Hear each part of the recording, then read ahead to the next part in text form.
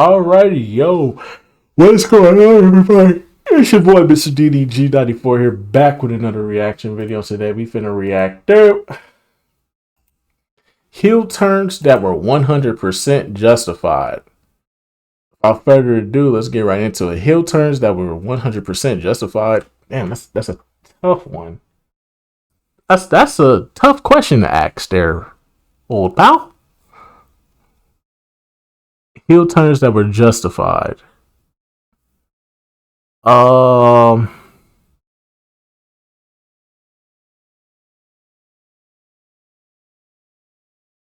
Hollywood Rock.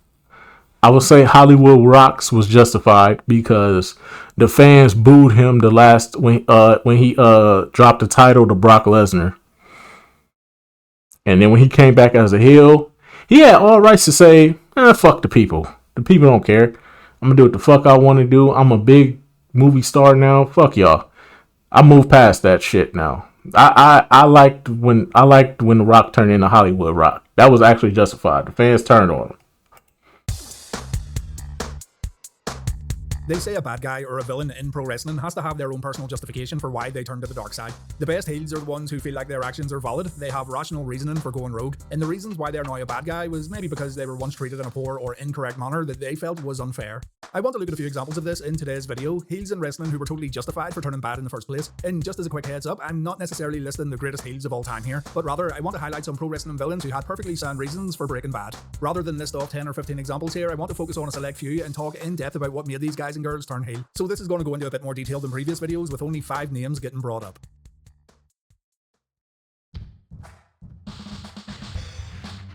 This one's fresh in my mind due to covering it on Reliving the War. Stephanie isn't what anyone would call a great, good, or even average in-ring performer. That's really not what Stephanie brings to the table, even though she's been featured inside the ring as a competitor a total of 24 times. No, Stephanie McMahon was an authority figure on TV, but she was also able to garner a lot of heat no matter what era she performed in. Sure, she was also a babyface authority figure too, and she led the charge on SmackDown during a time when the Blue Brand was a fantastic show to watch. But to me, Stephanie was always better as a villain. Listen, I love my black sisters. I do. I love my black sisters. I love my black sisters, but Stephanie got that. Yeah! Stephanie got that work on her. I ain't gonna lie to you. Stephanie always had that work on her. Still do. Jesus Christ. Jesus. Lord have mercy. We must stay focused, brothers. We must stay focused. Black queens forever, snow bunnies never. I said black queens forever, snow bunnies never. I said black queens forever, snow bunnies never. Stephanie got that work though. Gotta know exactly who you are. Lord have mercy. We must stay focused, brothers. We must stay focused. We must stay focused, brothers. We must stay focused.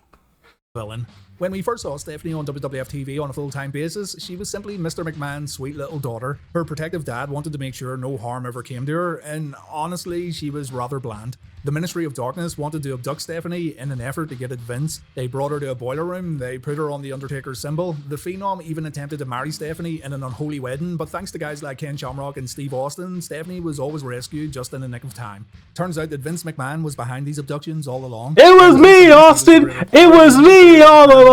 Family just to get the upper hand in his feud against Stone Cold.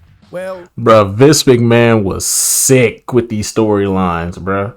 Vince McMahon was sick with these storylines, bruh. This was wild. For the 90s, hey, yo. How do you do that? How do you do that? What the hell is going on? Stephanie didn't forget about all this. She carried on with her life and she got engaged to Big Andrew Martin, better known as Test. But on the night of the wedding, Triple H announced that he actually married Stephanie in Las Vegas after spiking her drink. Vince was heartbroken. He turned babyface around this time and he was in the middle. Once again, bruh, this is some wild shit. This is some wild shit right here. I beg your pardon. I beg your pardon. Why? Middle of a feud against Triple H, so the fact that Hunter would do something so low and something so, well, illegal made McMahon see red. Triple H and Vince had a match, the game beat McMahon in the middle of the ring, and it was revealed that Stephanie and Triple H had set this up all along, and Stephanie was actually madly in love with Hunter Hearst Helmsley. She revealed on Raw that she planned this heel turn for a very long time. Stephanie didn't forget about her dad using her as a pawn during the whole Ministry of Darkness fiasco. Vince caused his daughter a great deal of anxiety, stress, and fear when he had the Undertaker abduct her on more than one occasion, and so Stephanie was totally justified in screwing Vince over. The fans of the Attitude Era, of course, didn't see it this way. Stephanie had aligned herself with the WWF's top heel, and the McMahon-Helmsley era was born. There was no way rational thought would play a factor here because Triple H was such an unlikable villain himself, plus Stephanie would begin abusing her power the moment Vince was taken out of the equation. Still, in my opinion, Stephanie was in the right, and she got payback for being mistreated in the past, and Stephanie would find great success over the years in being a pro wrestling heel.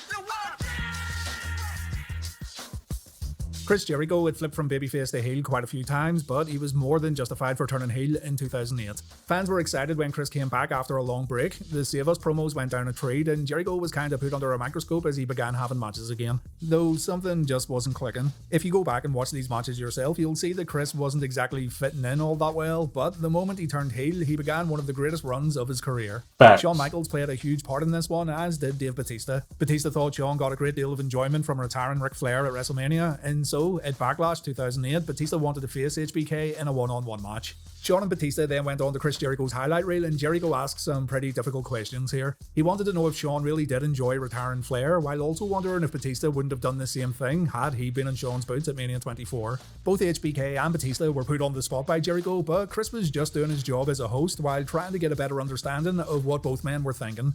Batista had a surprise for Shawn though. He already spoke with the SmackDown GM Vicky Guerrero, and Raw GM William Regal confirmed that a match between the two would definitely take place at Backlash. The following week, Shawn returned to the highlight reel and Jericho poked the bear once again. He said Shawn maybe did enjoy retiring Flair, saying that Shawn kinda thrives on this kind of thing. He's been selfish before in regards to screwing over Bret Hart. HBK's a bit of an egomaniac and everyone knows this, so maybe Shawn took some joy in putting Ric Flair out of wrestling for good. With this in mind, Jericho also said Batista was being a little irrational. No doubt Batista disliked Shawn, and this maybe goes beyond his relationship with Flair, but Dave's maybe going a bit too far with his assumptions. Shawn won't say a word, he won't talk to Chris at all, and when Chris wonders if HBK was maybe the guy who suggested Flair's retirement to Vince McMahon in the first place, Y2J takes a super kick. Jericho then goes to Regal, wanting to get put in the Batista vs Michaels match at Backlash. Regal instead makes Jericho the special referee, and at the pay-per-view, Shawn feigned a knee injury in order to get a win over Batista. The match was completely stopped when Michaels went down. Jericho kept Batista away from Shawn while trying to work out what to do next. HBK then delivered sweet chin music out of nowhere, and Shawn won via pinfall. Michaels didn't reveal that he faked the injury after the match. Instead, Jericho helped him out of the ring and back up through the entrance curtain. And then, the next night on Raw, Jericho wanted to present Shawn with an award for his masterful acting. Jericho said, "It's fine, Chris understands this game better than anyone and Shawn should be happy that he fooled Batista at Backlash," but HBK was in no rush to accept this award. The pair would then team up on Raw. Shawn still kept the act up, which did make Chris think that Shawn was maybe telling the truth. So the next week, on the 12th of May 2008, Chris apologized. He said he was sorry for not believing Shawn. But then HBK admitted to feigning the injury. He faked it all along and he pulled the wool over Jericho's eyes. Shawn said he was sorry for what he did, but the whole thing was made up. Chris didn't believe Shawn. He thought HBK was still working him, so to prove he was absolutely fine, HBK hit Jericho with another super kick before leaving the ring. Basically, Shawn had played Jericho for a fool, and as you can see, Y2J would have been completely in the right to turn on Michaels for all the lies he told. As a matter of fact, Shawn could have easily turned heel here, but the fans loved him too much. Shawn would beat Chris Jericho in a match at Judgment Day. The two shook hands after the bout. HBK then finished up some business with Dave Bautista, and then, on the 9th of June episode of Raw, Jericho completed his heel turn. Once again, on the highlight reel, Chris said Shawn was a liar. He lied to Batista, he lied to Chris himself, and he lied to all these fans regarding his injury. Shawn said he made it clear he'd do whatever he needed to do to beat Batista, but Jericho won't let it go. He said Shawn got cheered more than ever when he superkicked him a few weeks back. No matter what bad or evil thing Shawn does, the fans will still love him. Jericho got booed for trying to do the right thing and for telling the truth, and Shawn is nothing more than a lying, pathetic little worm of a human being. Jericho then attacked HBK, Michaels got thrown into the Jeritron 5000, and the feud of the year was then truly underway. Jericho was right in everything he said. Shawn did lie through his teeth. The fans did favour a liar like Michaels over Chris Jericho, while Chris was only trying to expose Shawn for what he really was. And so Y2J was totally justified in turning to the dark side, seeing as the fans just flat out refused to boo Shawn Michaels. A fantastic heel turn here though, a great slow burner that rewarded viewers for paying attention. one of the best heel turns and best matches and best rivalries of that year by far. Chris Jericho versus Shawn Michaels was top tier. And when Chris Jericho got put into that scramble match and won the world heavyweight title, icing on the cake. That was all he needed.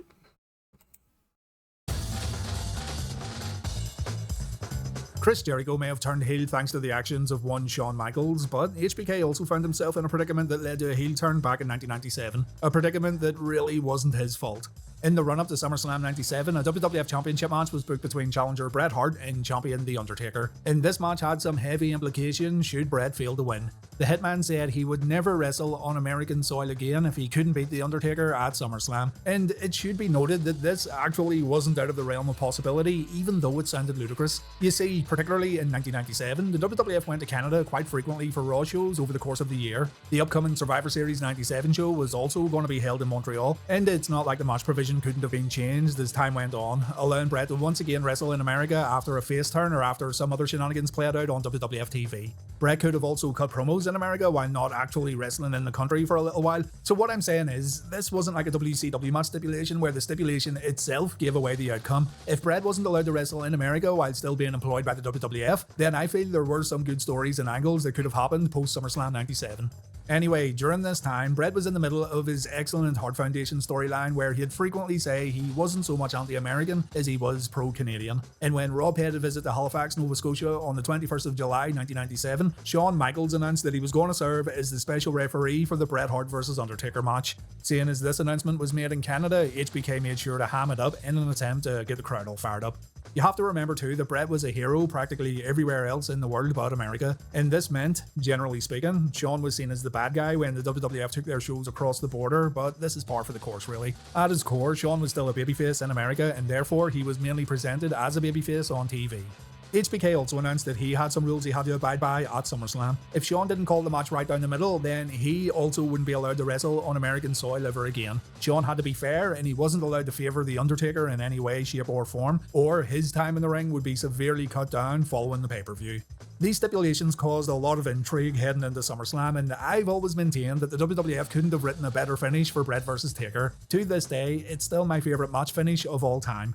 HBK noticed a chair in the ring, a chair that Bret used on The Undertaker, and Shawn rightfully confronted Bret about the chair he found inside the ropes. Bret waved it off like it was nothing, the Hitman went right back to attacking The Undertaker, but HBK wanted to do what's right and he wanted to be a fair referee as promised. So he confronted Bret again, wanting to know why the chair was in the ring. Bret looked at Shawn, he said "fuck you" before spitting in Shawn's face, and so HBK did what anyone would do in this type of situation, he swung the chair. The only problem was Bret ducked out of the way and Shawn ended up hitting Taker right on the head, and when Bret covered the champion, Shawn had no choice but to count the pinfall. If HBK wanted to keep his career in America, he had to award the WWF Championship to his arch nemesis Bret Hart. The key here is that a grown man cursed Shawn out while spitting in his face in public. Imagine it's all real and this happened to you. I mean, what would you do? The next night on Raw, Shawn realised that the fans were blaming him for The Undertaker losing the championship, and while there definitely was an element of truth to that fact, Shawn focused on how Vince McMahon and the WWF put him in a lose-lose situation. Whereas Vince McMahon and the WWF refused to take responsibility for booking the stipulations, booking the match, and putting HBK inside the ring as a referee in the first place. Vince McMahon, the WWF, and the fans should have known that something like this was going to happen, and now that it has happened, the fans are turning on Shawn because he stood up for himself. It's so important to remember that Shawn tried to put all personal issues aside at SummerSlam and he wanted to be a fair referee. HBK was always an advocate for fans cheering and booing for whoever they wanted. It was one of the driving factors in his feud against Bret Hart that he'd repeat quite a few times in late 96 and early 97, so Shawn embraced the bad reaction he was getting while telling everyone that he doesn't care what they think of him. He was put in a bad spot, he still called the match right down the middle, he had someone curse him out and spit in his face live on TV, and if Shawn was going down for this one, he was going to take everyone with him while going out in a blaze of glory. It all boils down to being treated incredibly poorly by one of your peers in the ring and then getting booed for doing what you thought was right and standing up for yourself. The Undertaker was the victim in all this, which was unfair, I do admit, but ask yourself this, wouldn't The Undertaker have done the exact same thing as Shawn? The chair shot changed everything though, as it led to D-Generation X, the first Hell in a Cell match, the controversial Montreal Bret vs Shawn bout, and all the things that followed from that very Survivor Series match. So it's also an important heel turn when we talk about the entire history of the WWF and pro wrestling. Also, I could have included Bret Hart's 1997 heel turn in this video. His reasoning for turning his back on the American fans was sound, and it made for a compelling pro wrestling villain. But I've talked about that particular turn one too many times, and so I've left it out of this particular video.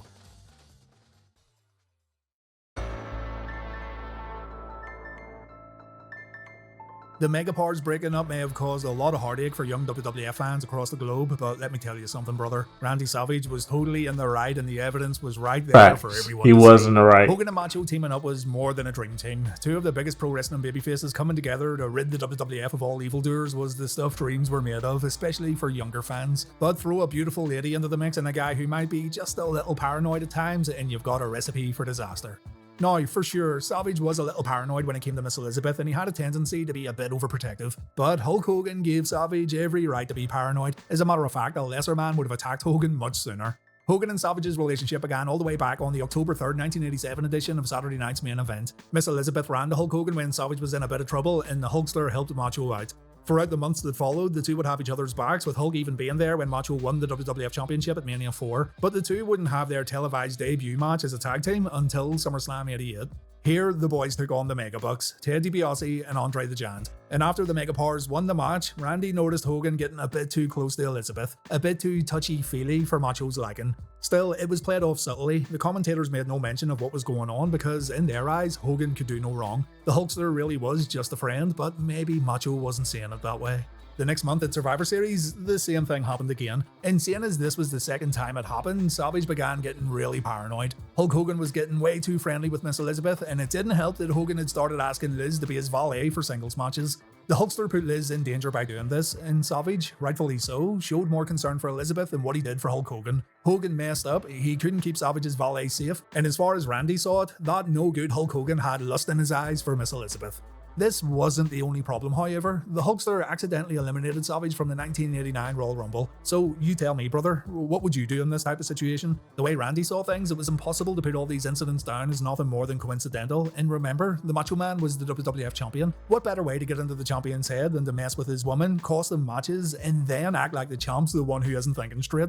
Think about this, and I know it would never have happened, but indulge me for a moment. If Hogan actually turned heel at the culmination of the Megapowers storyline, it would have made perfect sense. Like, imagine if Hogan cut a promo after beating Savage at Mania where he fully admitted to playing Macho and Liz all along just so he could win the WWF Championship. It would have been something we'd still talk about today for sure, but I'm getting off track. The Megapowers broke up on the second main event show on NBC. Liz got knocked out, Hogan carried her away from the ring to get medical attention while leaving Macho all on his own to fight Akeem and the Big Boss Man. Liz told Hulk to go back to the ring and help out Macho. He returned to his corner only for Randy to smack him across the face because he totally deserved it, and Macho left the ring to let Hogan deal with Akeem and Boss Man all on his own. Hogan still won the match, of course, and when Hulk went backstage, he was confronted by Macho. Savage said Hogan was trying to steal Liz away from him. Hogan said he wasn't. But Randy was tired of being the third wheel in this whole Megapowers deal, and he was tired of dealing with one coincidence after another. And so he attacked Hulk while Liz screamed her head off. The two would then move forward with the build-up towards Mania 5. Savage would show some exaggerated footage of how Hogan lusted after Elizabeth, while Hogan showed proof that there was nothing going on. Liz was stuck in between both men, and no one knew who she was going to support at Mania, but in the end, she'd be in a neutral corner. During the match, she got way too involved when trying to help both men out, so she was sent to the backstage area while Savage and Hogan continued their match. And in the end, Hogan reigned supreme by capturing the WWF Championship from Macho Man Randy Savage.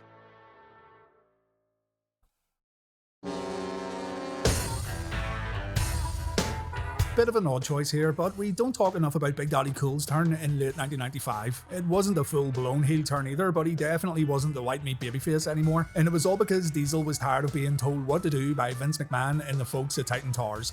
Diesel won the WWF Championship at the end of 1994, and McMahon pushed Big Daddy Cool to the moon. Vince was still looking for his big guy babyface champion ever since Hulk Hogan had left, and ever since Lex Luger had shit the bed when he was given the opportunity. McMahon saw a lot of promise in Kevin Nash due to his look, his size, and the way he carried himself, and so the rocket was strapped to Diesel's back, and Big Daddy Cool stayed champion for much of 1995. Business went down big time during this year, and I must stress that the burden shouldn't fall on Kevin Nash alone. It didn't matter who was champion during this time period because wrestling just wasn't as hot as it was once before. Even HBK holding the title the following year didn't bring the WWF back to the promised land. And really, the whole new generation era needed to get phased out before the WWF would get back to better business. But anyway, Diesel became a totally different person while holding the WWF title. Throughout 1993 and 1994, Big Daddy Cool was a big old badass who only cared about protecting himself and his kayfabe employer, Shawn Michaels. But when he won the WWF title, he had to become what he thought was a stereotypical WWF champion. He had to do appearances, he had to shake hands, he had to kiss babies, he had to fight the good fight with a big old smile on his face, and really, this wasn't who Diesel was.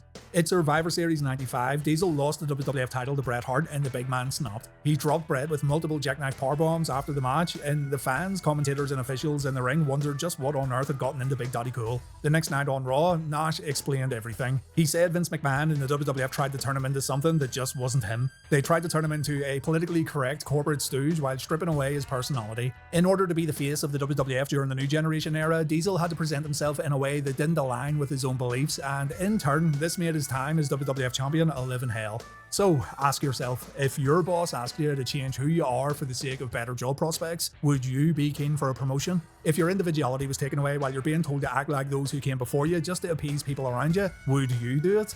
Diesel said he slept like a baby after Survivor Series. He saw a smile on his face for the first time in a year when he looked in the mirror. He's no longer a corporate puppet created by Vince McMahon, and from that point on, Diesel would only care about fans who wore his black glove. Diesel was still down with those who truly supported him. The rest, well, he didn't really care about the rest. From here, Diesel would work as a tweener. He wrestled babyfaces and heels up until WrestleMania 12. Going up against The Undertaker made Kevin a full-blown heel, but at this point, he had already given in his notice, and his main role was to put guys over on his way out the door. His final match against Shawn Michaels was superb, and he'd then leave to change wrestling forever as part of the New World Order.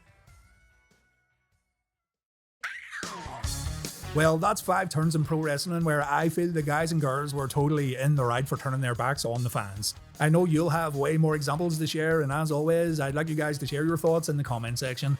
I feel this topic deserves a bit more detail so fans who didn't see the heel turn as it happened can gain a better understanding of the whole story. And when I do a follow-up to this video, I'll want to pick out another 5 and talk about them in depth. So you know what to do, fill up the comment section and I'll have a look when the video goes live. Thank you so much for watching, and please take care. Alrighty, man. That's just gonna about do it for this one. Most definitely, man. All these were justified. All of them. All of them. All of them. Most definitely. I resonate more with Kevin Nash story. I resonate with his a lot. But yeah, man, that's just gonna about do it for this one, man. I will see you all in the next one. Till then, peace out.